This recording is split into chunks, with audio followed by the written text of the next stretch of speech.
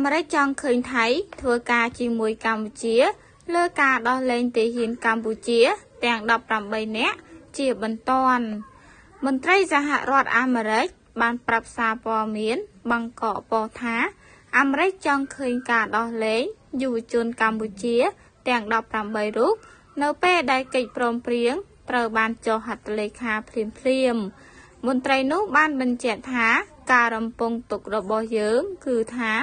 ដំណើរការនេះតកតងនឹងការបដិញ្ញាចិត្តទាំងអស់នឹងចាប់ផ្ដើមភ្លាមនៅពេលដែលវាត្រូវបានចុះហត្ថលេខាដោយឡែកសារព័ត៌មាន Reuters ដកស្រង់ប្រភពពីមន្ត្រីជាន់ខ្ពស់នៃរដ្ឋាភិបាលអាមេរិកថាអាមេរិករំពឹងថាប្រទេសថៃនឹងធ្វើតាមកិច្ចព្រមព្រៀងនិងដោះលែងទាហានកម្ពុជាទាំង18រូបក្រោយកិច្ចព្រមព្រៀងត្រូវបានចូលជាធរមាន